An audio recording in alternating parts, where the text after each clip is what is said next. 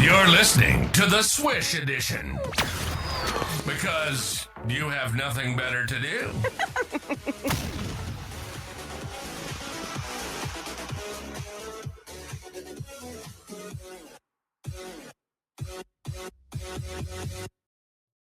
That's how it goes, Kristin. First your money, then your and then clothes. your clothes.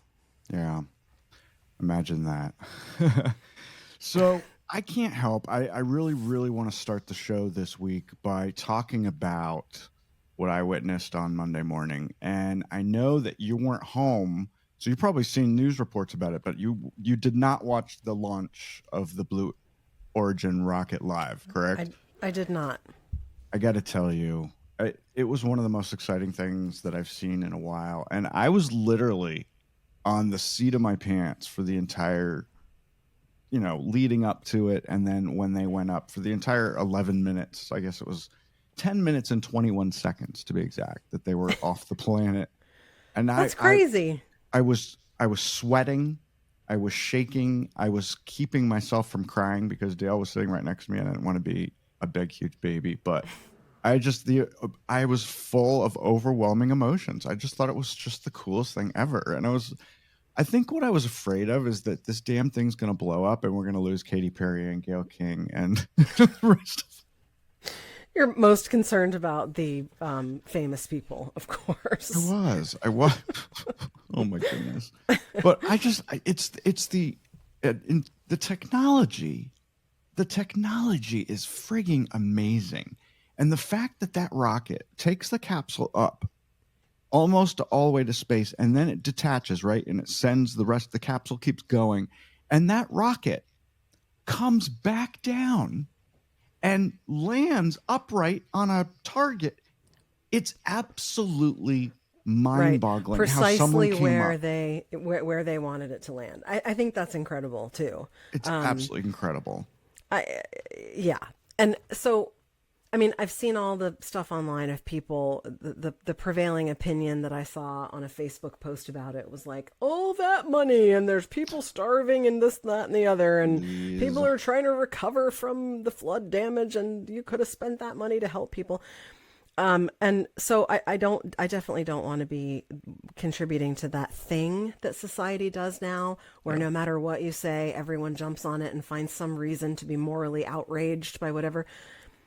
I do think it's a little bit ridiculous that they're referring to people, like you mentioned, I almost said Gayle King and Katy Perry as astronauts, because they're not astronauts. They're of them just are astronauts. Passengers. Yeah. There were at least a few people on board who are actually scientists or scholarly, and one is a real bona fide scientist, bioastronautic scientist. Yes, right. And so we can call her an astronaut, but not the absolutely rest of them.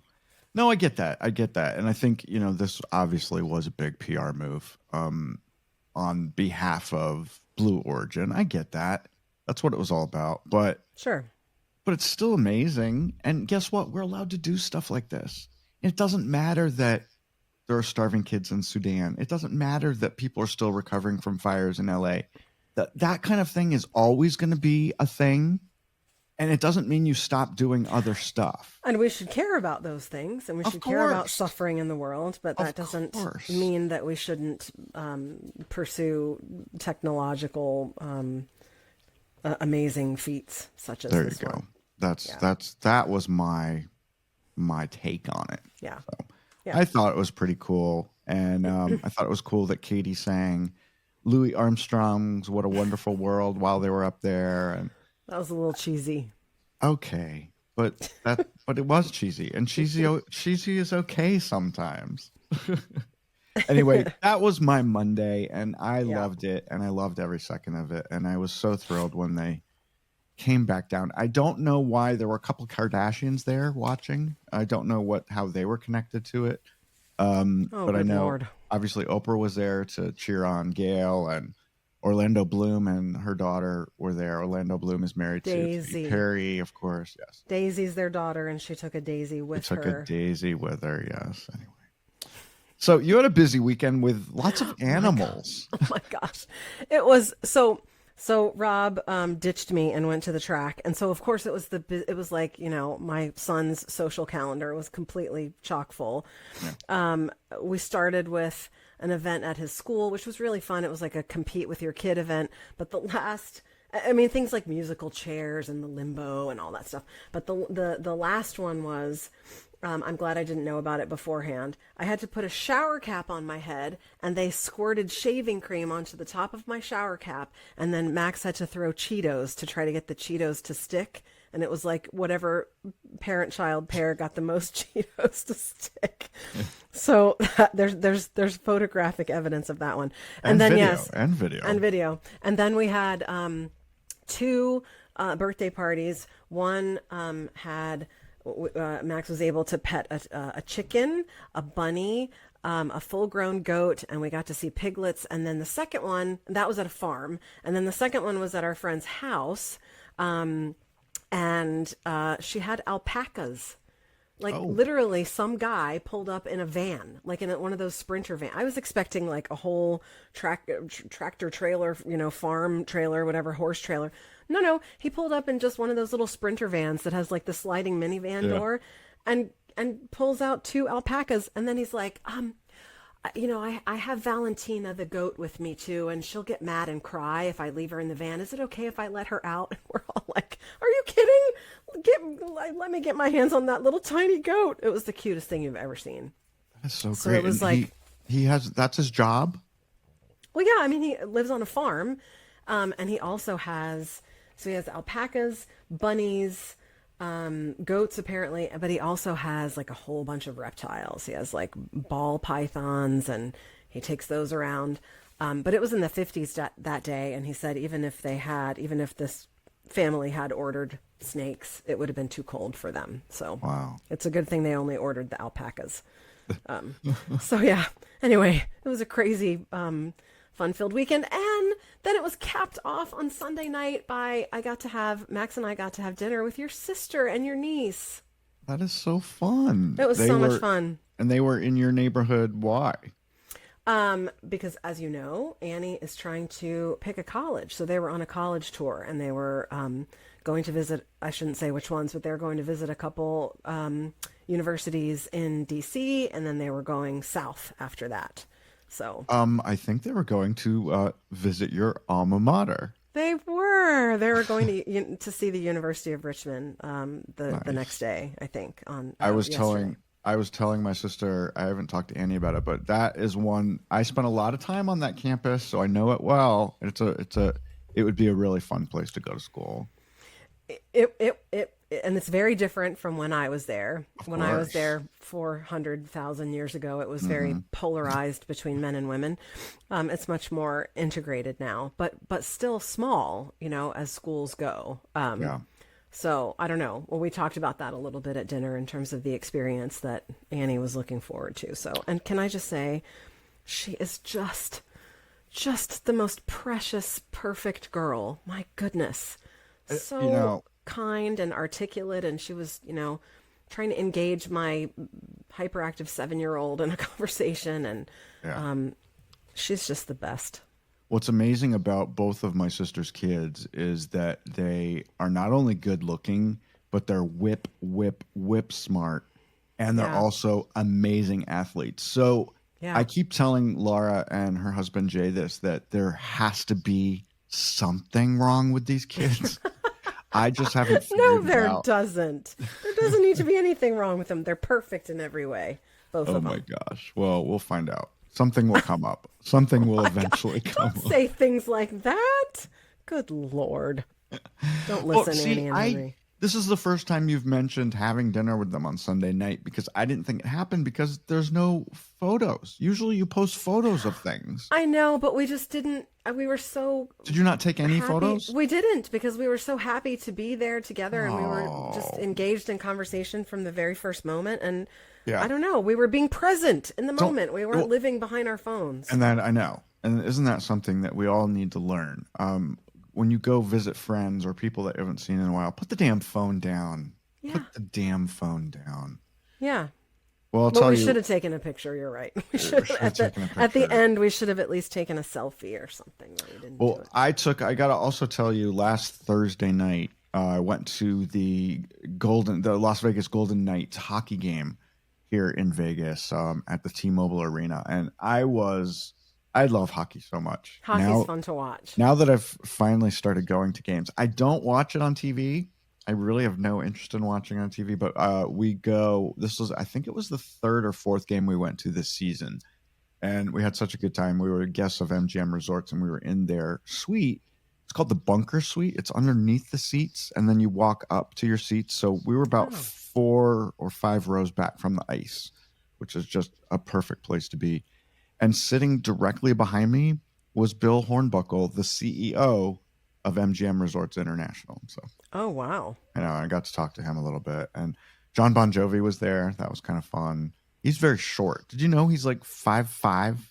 He seems short. He seems like a short dude. He's a short guy. So we had fun. And of course, the Golden Knights won. They are now the Pacific Division champions.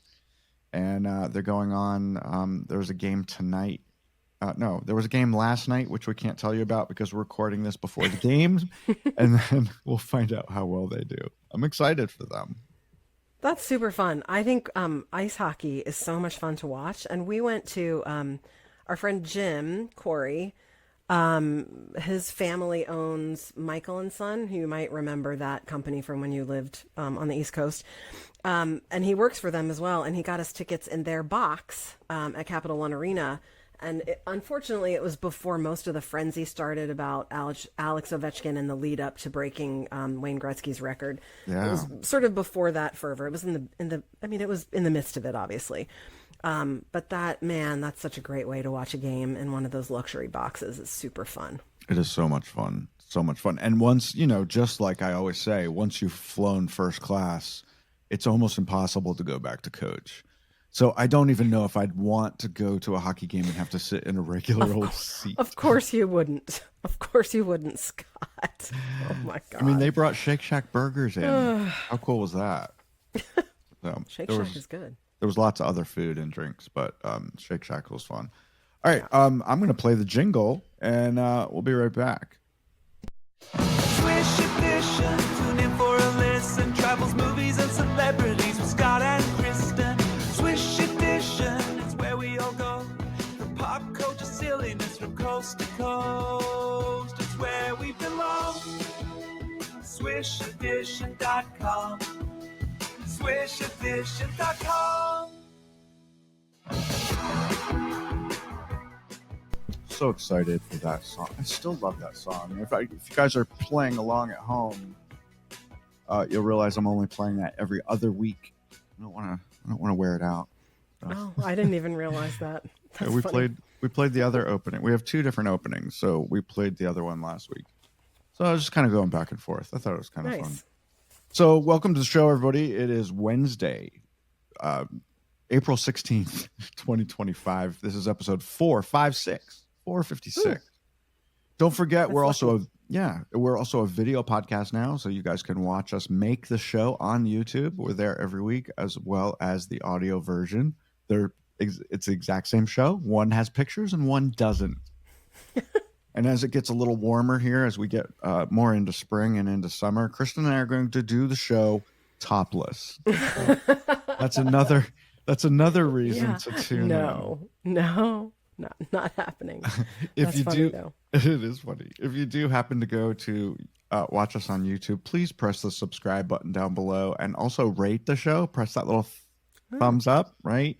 And tell your friends all about it. Like and subscribe. Yeah. Hey, I have a little update from last week, Kristin, because it's funny how things completely turn around. Apparently. So, last week, I recommended the new comedy whodunit mystery show on Netflix called The Residence. I had only seen the first episode and I thought it was amazing, and I thought it looked well done, and the sets were amazing, and the acting was fun. Then I watched episode 2 after we recorded last week's show.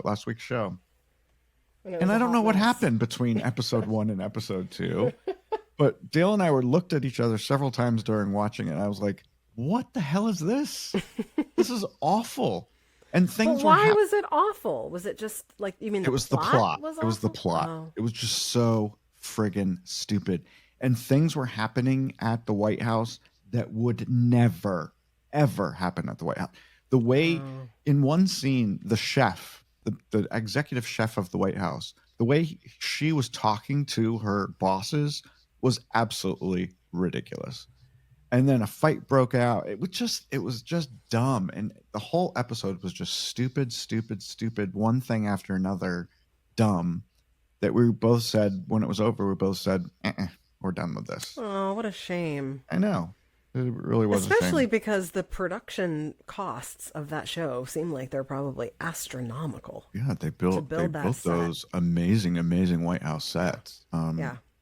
Anyway, I've decided, since there's so much to watch, so much great content, I just don't think it's worth wasting your time on something that you don't love. No, hell no. Life is too short.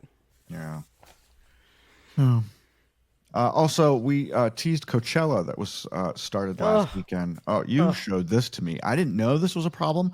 I had been seeing all the videos of like Lady Gaga's performance and Benson Boone's performance and Lisa from Blackpink. And they all looked amazing. And apparently their sets went over just amazingly with the people who were there. But were people having a nightmare getting there? The stories that I saw were, we spent 12 hours in the car trying to get into the car camping area, which let's not even deconstruct that whole idea of camping in a car. And, there was no place to go to the bathroom while you were stuck in this long line of cars. And then on top of that, it was like 102 degrees or something horrifying. I can't think of anything worse, really, to be honest. Well, I think we both said last week that you wouldn't catch us dead at a Coachella concert or anything like that. So. No, all absolutely right. not. Absolutely it did look cool. Did you? The videos look great. I mean, Benson Boone is just my favorite right now, and he did he brought out Brian May, who I've met. From Queen, and they did a Bohemian Rhapsody number cover. I guess you can't really call it a cover if you're singing along with the original one of guy, the original, right? Yeah. So they did a version. A version. There you go. Yeah, I'm sure that was all great. Not worth waiting in 12 hours of traffic for anyone. Wow.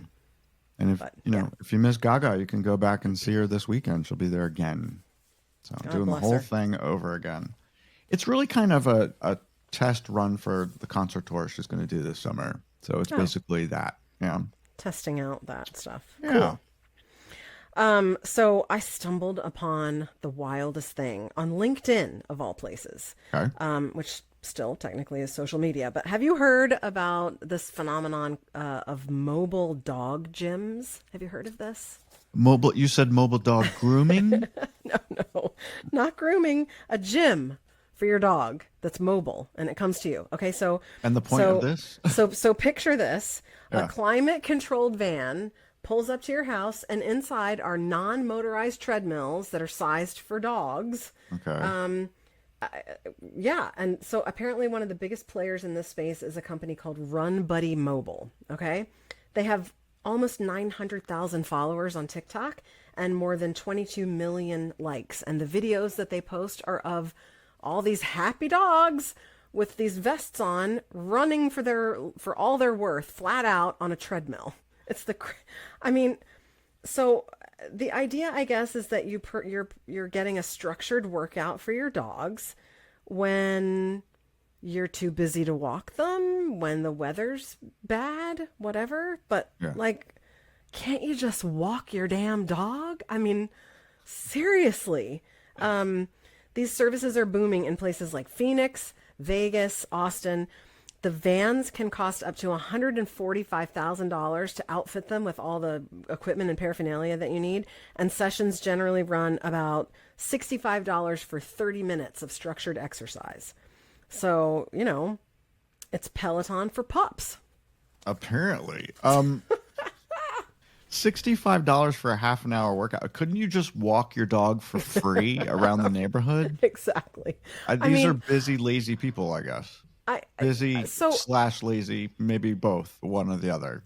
I applaud the business mind of, cashing in on this market, which is people that are overscheduled, that are trying to do too much. Like if you are so busy that you can't stop working or doing whatever it is that you're doing to walk your freaking dog, then you probably shouldn't have a dog. Like, but do you know what I mean? I feel like this is a symptom of the fact that we have normalized being frantically, desperately busy of every moment of the day, that people don't even have enough time to walk their damn dog. Yeah. It's crazy, but they're making a lot of money. I guess. Apparently. I mean, if there is a need, someone's going to fill it, right? That's right. But sometimes people create things where there isn't a need, and then people decide, oh, I need that, right? I mean, my house is full of things that I don't need, but I have them because someone invented it, like the iRobot downstairs that goes around and half-ass vacuums my house. And I say half-ass because it's not that great. I can do a better job with the real vacuum and quicker. So I've pretty much given up on the iRobot. Every now and then I'll use him, but he doesn't get all the nooks and crannies like I can. Well, but I think most people say it's not the same as the deep clean I get when I use my, Dyson, but it's like maintenance. It's just like maintenance vacuuming that gets up the big particles on a daily basis, I guess. What did you just say? You just said when I use my Dyson. I thought you had a cleaning lady. Oh gosh, I do. I do have a housekeeper. That is one of my guilty lucky pleasures. Lucky but dog. She doesn't bring. She uses our equipment to clean our. She uses our vacuum. She doesn't lug her own vacuum. I was just teasing you because I know she was there. You had to call me out on that. As a person of privilege. Yes. I haven't. I haven't had a house cleaner since we lived in DC. I probably should have one because my house is probably filthy. I'm sure it's not, but I think it's a matter of outsourcing the thing. Like for instance, people say, "Oh, if I won the lottery, I would hire a chef." That's the last thing I would ever do because I enjoy cooking. Love to cook. Right. I despise cleaning. I despise it with every fiber of my being. So it's the first thing I outsourced. Well, I think the reason I haven't had a cleaning person in any of the houses I've had since DC is, one, I am always home. We work at home, so it's never convenient. And two, I just hate having people in the house. I'd just rather I'd just rather not have someone here. So, and I'd end up going around cleaning up to get ready for the maid, which is exactly that's what my mother does. And my dad says I'm screaming at your mother because she spends 3 hours getting ready for the maid to come. Well, in our case, I have to do that because I have to uncover all the surfaces, especially in Max's room where all the stuff is piled on. Otherwise, there's no point in having a housekeeper because they can't clean anything if it's all piled up. Well, that proves the fact that we all have too much crap. I mean, we all do. 100%. I could literally get rid of half the stuff in my house and not miss any of it. 100% right. And Rob sent me an article recently that was talking about how if you take away 90% of the ridiculous, superfluous toys that your kid, like every kid has a million toys, if you take them away, guess what? They use their imagination. They come up with creative way. They play with creative things, right? Yeah. Or play make believe or whatever. Everybody has too much stuff. It's totally true. I mean, I'm just happy to know that Max gets outside and actually plays outside. I know a lot of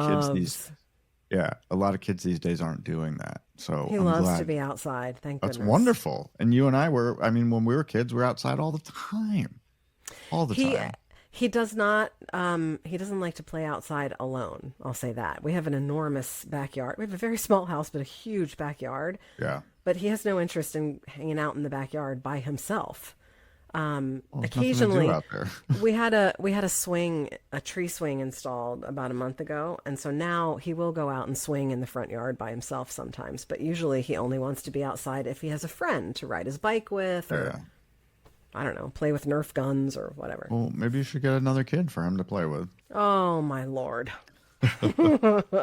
Yeah, no, Hey, that ship has sailed. Speaking of wacky things, Uber put out their list of wacky things that people left in Ubers in 2024, and I think this is fun. Now, It was fun. the most common things that are left behind in a rideshare vehicle are keys, umbrellas, wallets, vapes, luggage, glasses, and last year, 1.7 million cell phones. Ugh, the worst feeling ever.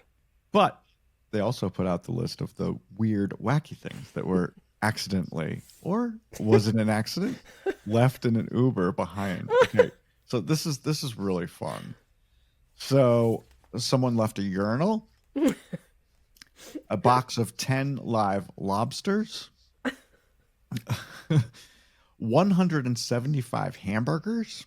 Now, I don't know if that was in How one does that vehicle happen? or across all of them.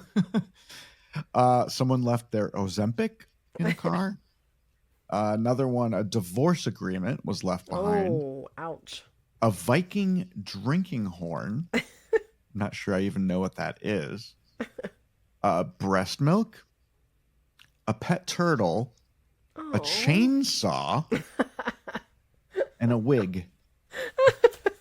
Now, if you were the Uber driver and you saw your guy coming to get in for his ride and he had a chainsaw with him, would you allow him to ride with you? Bye-bye. You know, it's You're funny. not getting in this Uber. No, sir. I remember Dennis and I were once getting dropped off at the airport by a rideshare driver, or maybe it was a cab back in those days. Mm-hmm. And one of us left, I think it was me, left my phone on the seat of the back seat, and they drove away. But luckily, we had another cell phone, because usually everyone has their own. And we called it, and the driver answered it, and he came back. Thank goodness. That doesn't always happen, though. I mean, and what if Yeah. they didn't? What if they didn't answer the phone? Right? What if you had the ringer off and they didn't even know you're trying to call the phone? Well, that would be my case, because I literally have never, I don't think I've ever had the ringer on my phone ever. It's always set to vibrate. I'm just trying to understand who was taking a ride share with a urinal. Did they break theirs and have to go buy a new one? Was he a contractor? Cannot imagine the circumstances. Maybe it of was that. a contractor whose truck broke down. Isn't that crazy? It is. And wouldn't you be sad if you owned a Viking drinking horn and you left it in an Uber? Well, yeah, of course.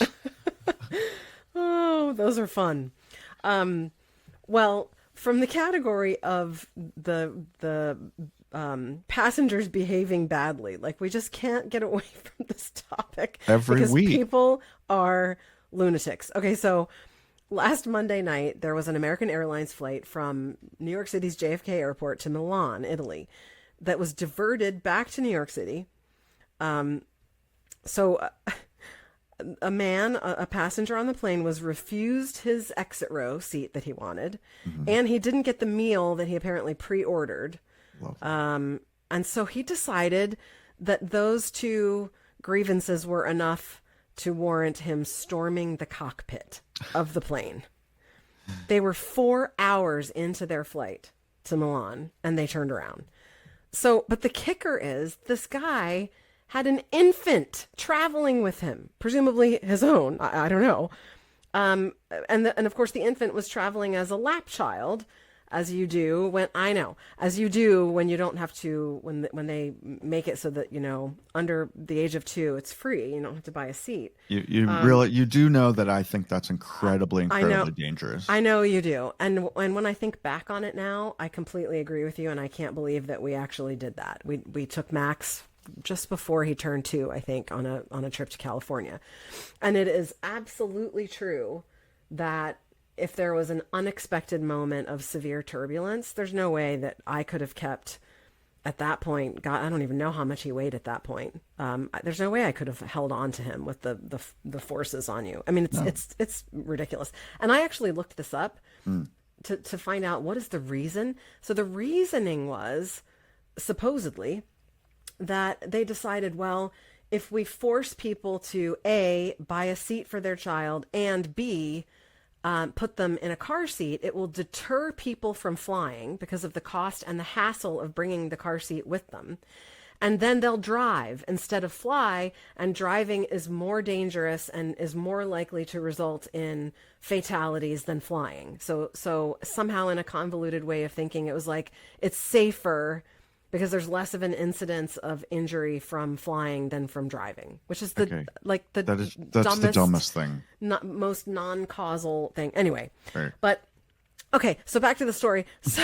So obviously you can't sit in an exit row if you have an infant traveling with you, because the whole point of sitting in an exit row is that you have to say, yes, I agree, I'll help all my fellow passengers to get off the plane in an emergency, which you can't do if you're holding your child. So he was pissed about that. And then the special meal that he ordered didn't make it onto the plane, which is, of course, not the fault of the people, of the pilot or the crew. Right. Anyway, these poor people, the flight eventually took off 8 hours after it landed, after it was diverted and came back. And they did not give these poor passengers a single thing. They didn't give them anything for this delay. No compensation. And number two, this dude wasn't charged with anything. And he apparently just went about his merry way. I assume he was crazy? kicked off the flight, though. I assume that happened. But the idea that it must have cost the airlines tens and tens of thousands of dollars because of this delay. And not to mention the time of all these poor people who were inconvenienced. Oh, my word. I think he should have been charged with something. I think it's a federal crime to try to storm the cockpit. Post 9/11, it must be. Yeah. Come on. I'd beat his ass up in the airport. I'd just beat him to death. Well, not if he was holding the baby. Violence is never the answer. I'd make a citizen's arrest. Mm-hmm. Have I ever showed you my fuck button? Mercy. No. Oh. Fucking incredible. Every time Is that Dale? Every time you say it, every time you press it, it says something fuck related. That sounds like Dale's voice. Wait, listen. Hashtag fuck you. Okay, that doesn't sound like Dale. No, it's all first one different did. voices. It's my fuck button. That's pretty funny. You can buy one too at thefbutton.com. Is very inappropriate. I'll tell you what's inappropriate: hitting and running without leaving a note. Well, of course. If you hit another car in a parking lot, would you feel compelled to do something? Would you either wait, or you could be waiting for a long time? You have no idea where that person is. But would you wait? Would you leave a note? What would you do if you Of course, damaged I would leave a someone note. else? Have you ever done that? No. No. It's happened to me twice in the last couple months. Where someone hit your car, you mean? In parking lots and did not notify me in some way. Because people are jerks. Yeah. Although, I got to tell you a secret, and I think the statute of limitations must be over by now. Statute? What did I say? Statue. Statute of limitations. No. It's You not, know, like it's not a statue. like the statue that's in Pearl Harbor. I mean, What? what's that place in New God. York? Stop talking. Pearl Harbor. She told me to stop talking, but that's my job. All right, can we back up? Yes. Once upon a time, when my sister and I owned a baby clothes company, I remember. we were participating in a baby clothes trade show at the Javits Center in New York City, which is in Manhattan. Uh-huh. And we had rented a van to get all of our shit because we were setting up the booth ourselves actually, you worked a booth with me for that company. I did. Here in Vegas. Well, this was in New York. It seems like a lifetime ago, like a whole different life, right? A million years ago. What was the point? What is the point of this story?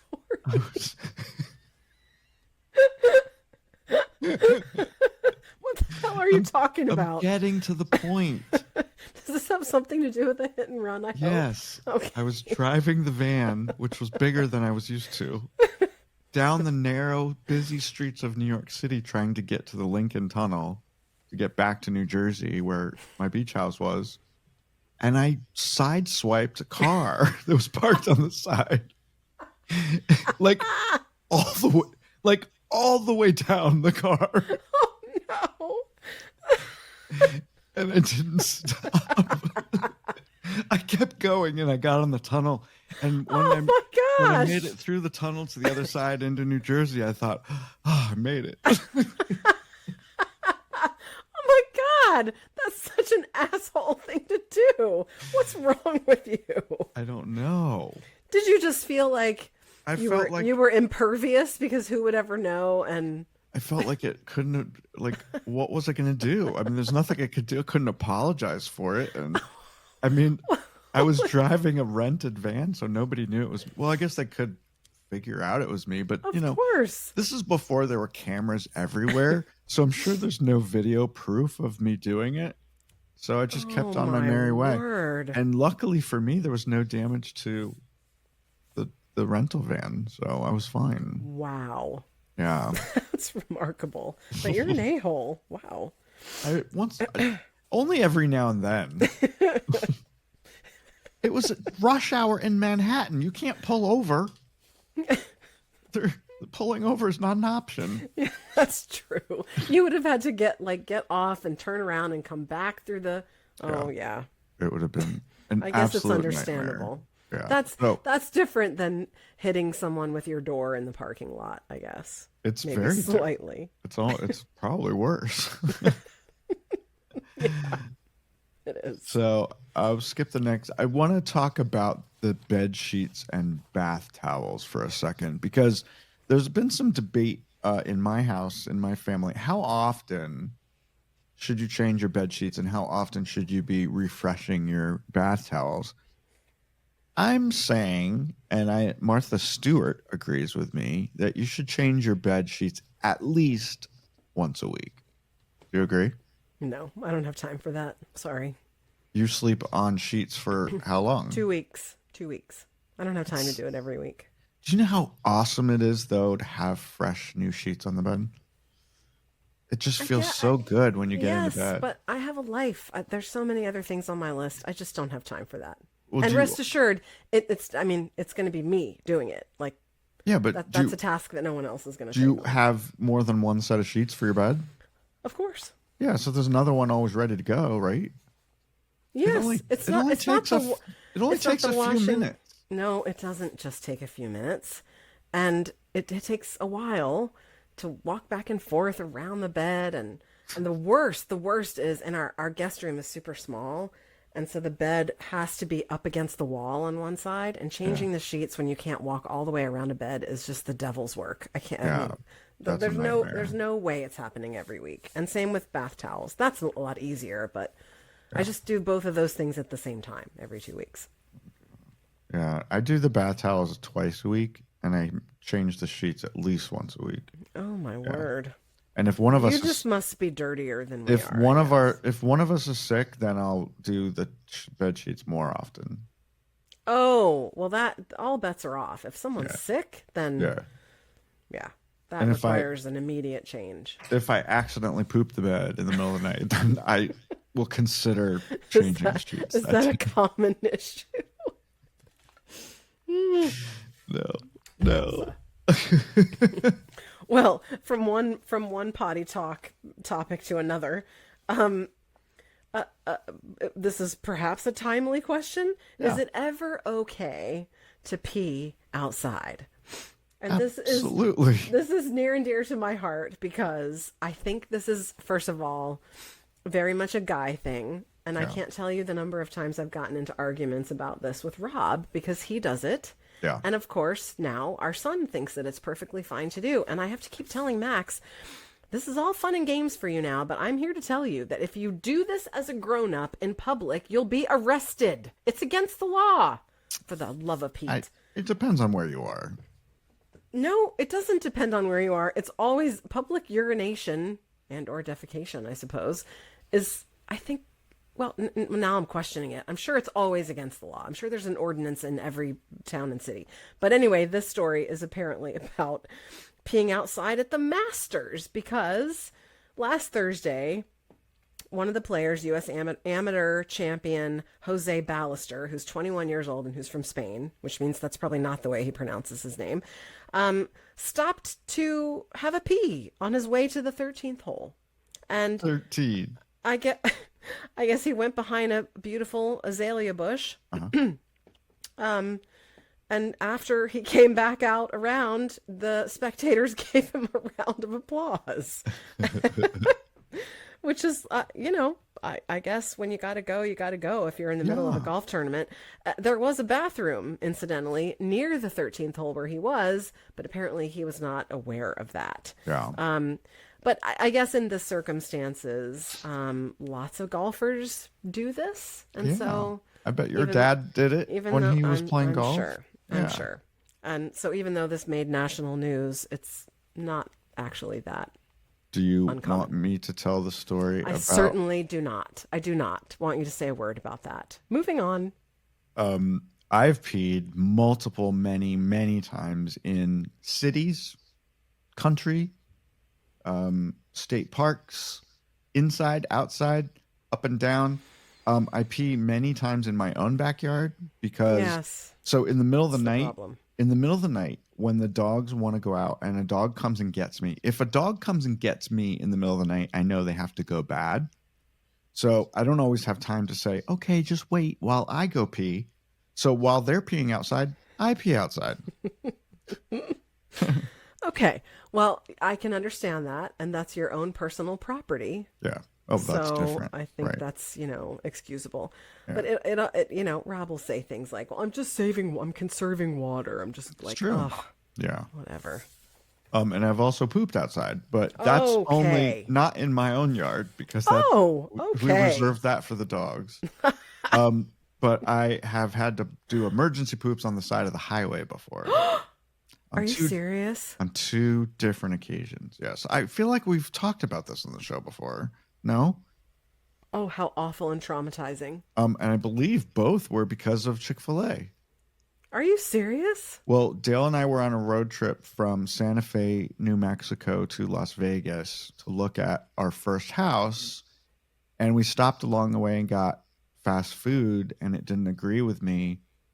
And we were in the middle of the desert, miles and miles and miles from an exit, and I had to go. It was coming. Lord. It was coming whether I wanted it to or not. So I pulled over. Luckily, there was some napkins in the glove compartment. I know you always have napkins in your glove compartment. I do. Thank God. No, you know what? That was the second time. The first time there was nothing to wipe with, so I had to leave my underwear behind.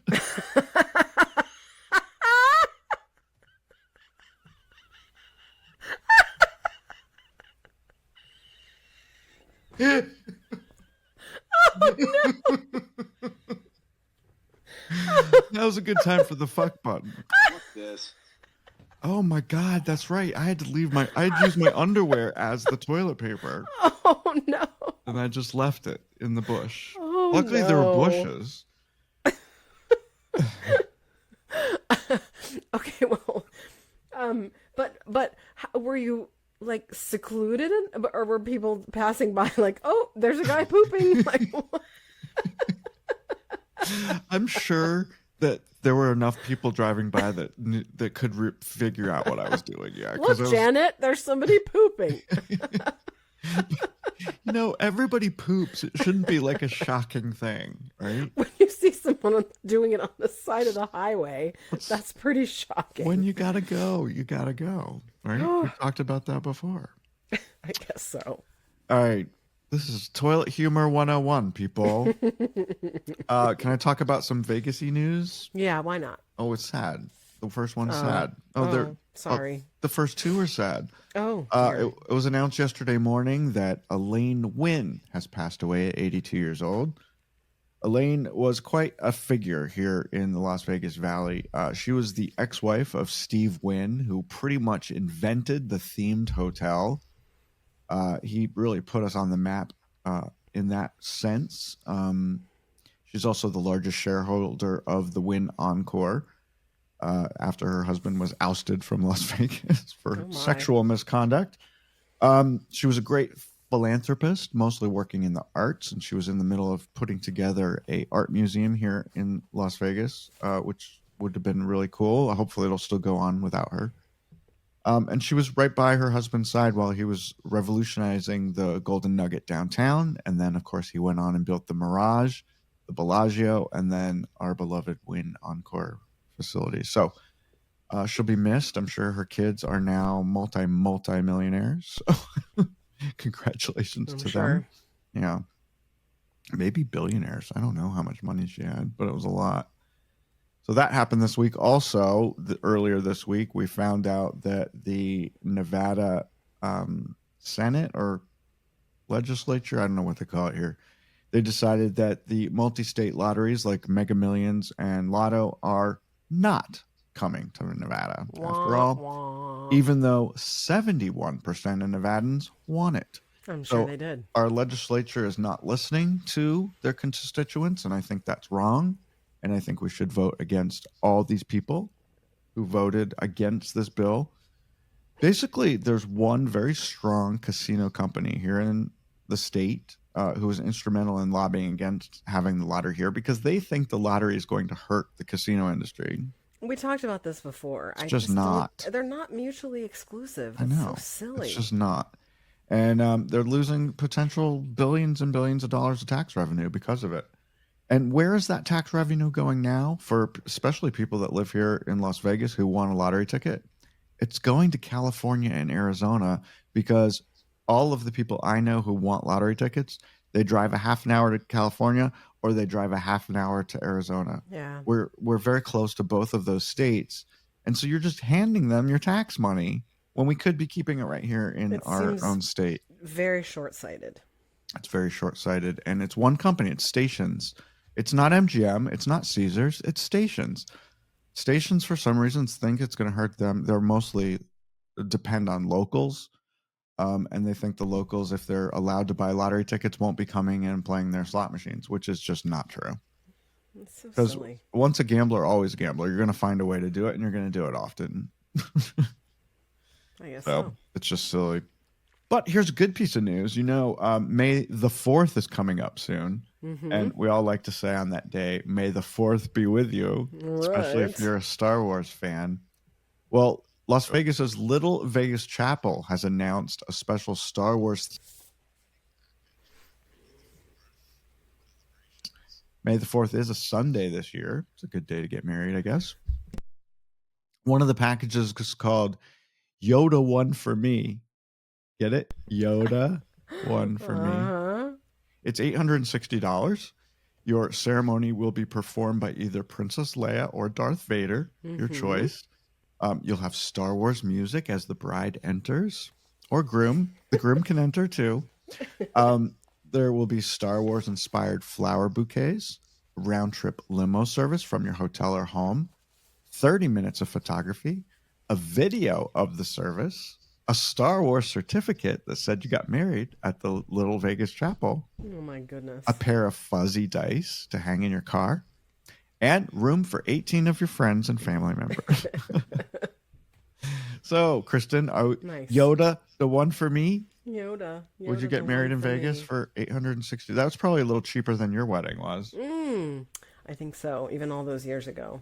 No, I wouldn't opt for a Vegas wedding. Well, I don't know. Now. How maybe dare I you? would. I got married in Vegas. I know you did. The Little Chapel is officially licensed by Elvis Presley's estate, meaning they're really the only one who's supposed to have Elvis's getting married for you. So, which is obviously very popular here.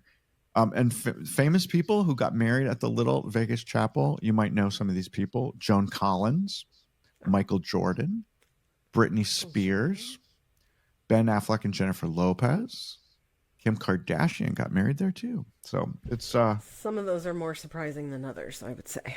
Yeah. Joan Collins was surprising. Michael Jordan was surprising. Yeah. The rest of them not so much. Yeah. So here's a news item having to do with Scranton, Pennsylvania again. I think I talked about this on the last show. We did last week about Chili's. Chili's, yeah. Yeah. Oh, wait, before you say it, let's do another little update. We got a message from one of our viewers last week, one of our longtime viewers, who decided, because based on our episode last week talking about Chili's, that they were going to go, and they hadn't been to Chili's in over 20 years. And they said it was scrumptious and affordable, and they loved it, and they were so happy for us recommending it. I just love that. Yeah. And Chili's owes us, I would say, at least $20 for that. I think so too. That seems fair. We'll have to write them a letter. Okay, go on with your story. Okay, well, so the new news item involving Scranton, Pennsylvania, is that Bazooka is opening a new ring pop plant. Oh. Do you remember ring pops? You put them on your ring and suck on them? On your finger, yeah. My son Max would be thrilled with this. He is a ring pop connoisseur, and they're going to be able to make 1.5 million candy ring pops every day in their new 120,000 square foot plant near Scranton. Who's buying that many ring pops? My son, and every 5, 6, 7-year-old for every birthday party I've been to for the past 3 years, and at Halloween. But anyway, they expect to sell $100 million in candy this year. I mean, but I guess company. This is Bazooka. Yeah, sorry, the Bazooka company. So what's funny is that the notes on this are telling me that the ring pop was introduced in 1979. I had no idea. I had never heard of a ring pop until Max was of an age where he was getting them, as I said, in favors for birthday parties. I didn't know it was an old-fashioned candy. Apparently it was invented by a man who was trying to get his young daughter to stop sucking her thumb. Isn't that funny? Yeah. So that sounds reasonable. I so guess. Instead of sucking her thumb, she's rotting her teeth. Right, exactly. But the macro of this is that the U.S. candy market is projected to reach $23 billion annualized, I guess, by 2030. It grows by 5% every single year. People like their sweets. I guess. And in related news, Charms is opening a $97 million plant to make more blow pops. Now, I was never a fan of I have blow pop. never been a fan of blow pops. I'm okay with a lollipop. I'm okay with chewing gum every now and then. I don't want them together. That's gross. I was never a blow pop fan. I do like a Tootsie Pop. I don't mind a Tootsie Pop because it has a Tootsie Roll. Pop? What is a Tootsie Pop? It has a Tootsie Roll in the middle of the lollipop. Oh, yeah, I guess I've had one of those. It was the famous commercial from back in the 70s with the owl, I think. How many licks does it take to get to the center of the... Yeah. A one? A two? A two? A Crunch. three? Crunch. Yeah. Exactly. 3. Yeah. I get it now. I remember. Oh, those were the days, huh? I actually have a piece of pop art downstairs that has both of those candies on it. A Tootsie blow Pop pops and it's a blow a pop. bazooka. Well, maybe it's bazooka and blow pops. Yeah, I don't know. I'll have to go check it out. Shifting gears here, Kristin, if you don't mind. I just got word this week that Warner Brothers is close to inking a deal with a director and a writer for a new remake of The Bodyguard. Everybody knows this movie from 1992. It famously starred Kevin Costner as the bodyguard and Whitney Houston as the pop singer who's in trouble. And it did amazingly well in 1992. And it also led to the best-selling soundtrack of all time. Did you know that? I learned that this week. I'm not surprised by that, So by the you guys, soundtrack part. You guys know all the songs from Whitney Houston. I Will Always Love You, obviously. Run to You. I Have Nothing, I'm Every Woman, and Queen of the Night. Those 5 were the top on that album. And it made more money than any other soundtrack in history. I would think something like Saturday Night Fever or Grease would have been bigger, but I guess not. I don't know. This makes me roll my eyes. Anyway, did you like the movie? To be honest with you, I don't think I ever saw the whole thing. Like, I saw pieces of it. I was not interested at the time. Oh, I loved it. And has there ever been a couple in a movie that had less chemistry than Kevin Costner and Whitney Houston. Are you Yeah, kidding me? They didn't really, It was but it terrible. worked for some. It worked But for some reason. people loved it. People loved It it. makes me roll my eyes. So maybe when they figure out who's going to play the lead characters, hopefully they can come up with people that have a decent amount of chemistry this time around. Well, I was thinking, I came up with an idea for both characters, for the Frank Farmer, who was Kevin Costner, and Rachel Marin, who was the pop star, Whitney Houston. How about Tom Hardy and Taylor Swift? Or how about Taylor Swift and her real life boyfriend?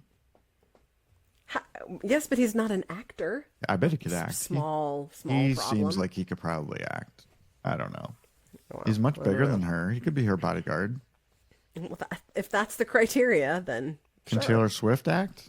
I don't know. I don't know. She's pretty good in her videos and stuff. Yes, yeah. Yeah. Anyway, they're gonna make it whether you like it or not. So, Okay, but well, I'm you not remember gonna see it. you remember the rumor after The Bodyguard did so good in 1992. It was rumored that Costner was talking to Princess Diana about starring with him in a I never heard sequel. that rumor. What? Everybody heard that rumor. No, not me. But then, of course, she died, and then she couldn't do it after she died. So, Oh dear. Oh dear. Well, switching gears yet again. Remember the old-fashioned landline rotary phones where you just stick your finger in and go do do do do do do do all the way around the dial? well, why? Yes, I do. Yeah, why? Of course you do. Well, if you're a fan of rotary landline phones, I have a great idea for your next special event. If you're getting married, if you're doing like, I don't know, a 50th anniversary party or a special birthday, this is the coolest thing. The company is called After the Tone, and basically they will ship you an old-fashioned rotary telephone in the color of your choosing, and your guests pick up the receiver, the handheld, whatever that part is called that goes to your the ear. receiver, The yes. receiver. And after the tone, it plays a tone, and after it plays the tone, you record your message. So if it was for your wedding, you'd say, "Oh, Scott and Dale, this is the best day. I'm so delighted to be at your wedding, and I love you so much and wish you love forever and ever." And then you hang it up to finish your message. Yeah. And then you ship the rotary phone back to the company, and they compile everything into an audio file and send it back to you. And then you can relive it and play it all back. And Right. and they also can instead of just sending you a digital file, they can cut it onto a long playing record if you want to play it on your old-fashioned record player. I just think that's a great idea. How fun is that? I would love that. Would be really fun to have a vinyl record of all of the messages that people left at your event. That would be so cool. Yes. But even if you don't have a record player, just being able to call it up on your computer whenever you want and listen to all of your friends and loved ones. Oh, That's so a neat fun. idea. It's very fun, and I think it'll look really cool, like on a table off to the side at the event, and then you could have a little sign telling people, "Well, why is this phone here?" Yeah. And I also think it's really cool. The company has 11 different colors you can choose from. So for like black, orange, red, green, blue, all of the crazy colors. I remember in our house in Danbury, Connecticut, where I lived when I was very small, until third grade, I think. We had one downstairs. It was goldenrod yellow. It looked just like it did in this picture here, but goldenrod yellow. And at Easter time, the Easter bunny put jelly beans in each of the holes of the rotary telephone. Yeah. That's the cutest thing I ever heard. Yeah. I love that. Isn't that nice of the Easter bunny? That was nice of your mom, the Easter Bunny. I went to this website, by the way, and just in case anyone's planning their special event, they won't guarantee necessarily your first choice of color. You have to pick two colors. Because I guess they don't have like Hundreds a and zillion hundreds. Yeah. Well, still a good idea. Still a good idea. Yeah. I want red. If it's not red, then I don't want to do it. It'd be kind of like I would put it under a glass dome, like they do at don't they do that somewhere? when they come with a platter and say, "Here's the phone," and No, not that. But I think they like the red emergency phone at the White House is under a glass dome. I don't know. I might be making shit up. Oh, I don't know about that. I mean, I did work at the White House. I didn't see no red emergency phone. Then what are you even talking about? It's the direct line to the Kremlin. Is there such a thing? I don't think so. There might have been back in the day, but not now. Speaking of colors and the color red, I found this very interesting. I read this article this past week. A company that analyzes such things, and I conveniently didn't write down what it was or what organization did this study, but they analyzed 51 million product reviews for a new study that they were doing. And they found that 7 out of 10 bad reviews mention the color red. No, I got that wrong. Of reviews that mention the color red, 7 out of 10 of them were negative. Okay. Why red? Why were red products rated more negatively than any other product ever made? Do you know why? It's because companies, mostly clothing manufacturers, are not describing the exact color of red that their product is. They're not doing it correctly in their advertisements. And I didn't know this. Online photos of products don't do the color red in particular out of all the colors in the universe. Cameras don't photograph red realistically. And red also looks very different on different people's screens. So, Kristin, I could be looking at a red T-shirt at the Gap on my iMac. You could be looking at the same exact picture on your Android phone, and you'll see a different color red than I do. I get that, but that's the case with all colors. I just don't understand this. But it's not, though. What is the so what of what this? the study has proven that it's red more often gets negative colors, and not only gets negative reviews, but it's also returned more than any other color. I don't believe that. And I want to see we need, like, if anyone who's listening is like a statistical data analyst type person, I would want to see the data on this, because I just don't believe that's true. Well, I could go back and find the article, but they looked at 51 million online product reviews, and this is what they found. Do you think they just fucking made it up? I don't know. I don't know. I don't understand. They had 2 suggestions for the people that are marketing something red colored. They said use other words along with red, like say it's cherry red or fire engine red or brick red or blood red. Make sure you're describing the red correctly. Also, they also but the same could be said about other colors. Like, something's not just blue. It's midnight blue. It's periwinkle blue. It's seafoam blue. I mean, that's stupid. Listen, bitch, It's I'm not telling just you, red. it's red. It's red. It's red is the number 1 more than any other color. I'm just telling you. That's what the science is telling us. Okay, whatever. I'm over Jesus, the story. You were over the story before we even started the show. It's true. She wrote me and said, I don't understand the story. It makes no sense to me. I'm not saying it because I don't think it makes any sense. Yeah, because originally it was assigned to her and she couldn't figure out. And I said, what are you, a mental midget? Why can't you figure out what I'm writing here? So stupid. I mean, white is white, black is black, red could be anything, could be different. Same with blue, same with pink, same with green. Stupid. Moving on.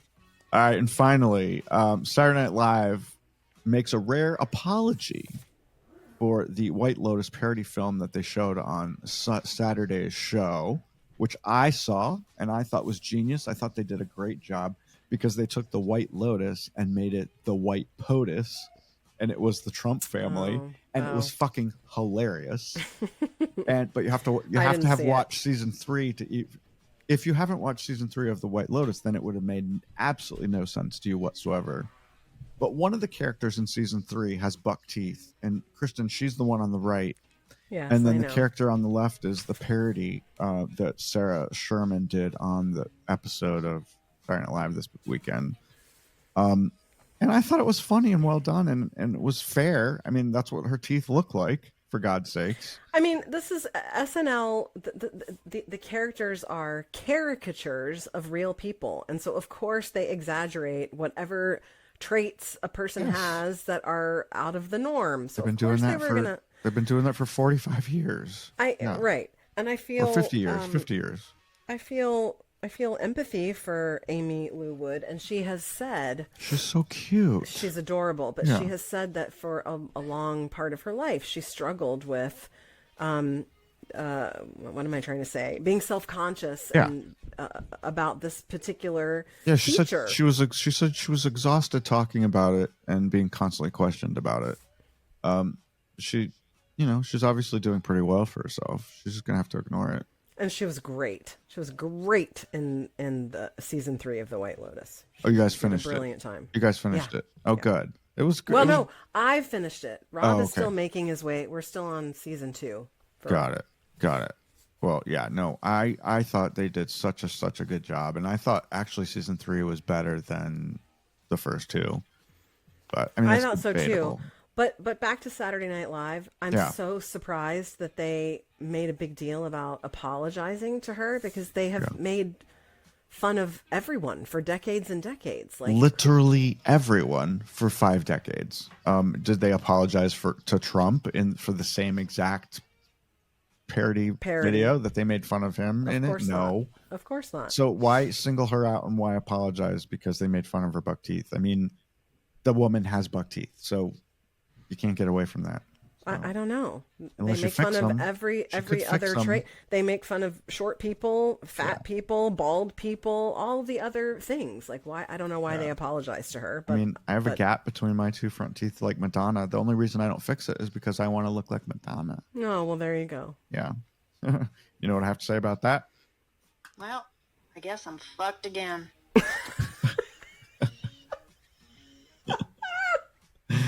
Kristin, you're too much. How many times can you say that word in one episode? For the love of God. Oh, it's inappropriate. It's not made for kids. It's not made for kids. If kids are watching this, then they should be spanked and put to bed without dinner. That's not the only reason to not use the F word. There is a little thing called class. You won't use it? Whatever. I didn't say that. Yeah, you probably used it 6 times today. I mean, before we started recording people, I listened to the way she was talking to her maid. She's screaming at the maid across the room. She's like, Stop. You gotta fucking get this right. That is horrible. Kristin likes all of her pantyhose lined up in just a certain way. Pantyhose? Nobody wears pantyhose anymore. Do you still get your pantyhose with those eggs? Legs egg. I don't think they make those anymore. I have friends who have to wear pantyhose to work. Or wear. Oh, in Vegas. Okay. I don't want to single anyone out, but yeah. I don't know why I wouldn't. That seems... And there was a time there where flight attendants were required to wear them. And it horrendous. Just ridiculously, horrendous. Yeah, ridiculously hot. Sexist? Aren't they hot? Yes. It's like when you're I would think your coochie would just be like so smelly and sweaty from being in that nylon all day. Stop talking. Stop talking. Can we please end the show now? We're done. You're done. Where's the goodbye button? It's panel 3. Does it have F? Does it have the F word? It doesn't have the F word in it, she said. What are you waiting for? I literally can't see because I don't have my glasses on. Okay, goodbye. Oh my God. Right. Goodbye. Goodbye.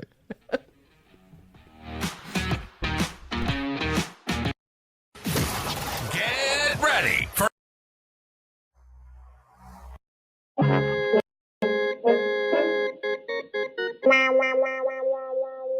I literally can't find the right button. What is happening here? Talk while I find the button. What in the world are you doing? Please put us out of our misery and find the right button to end this godforsaken show. Oh my goodness gracious sakes alive. What are you doing? I'm still trying to find it. I'll just put it in Can't later. you just press end? The Swish Edition is a production of Bethwick Media, LLC. Learn more about the show at swishedition.com. And don't forget to subscribe and leave a review on your favorite podcast app or site. But only if you like us.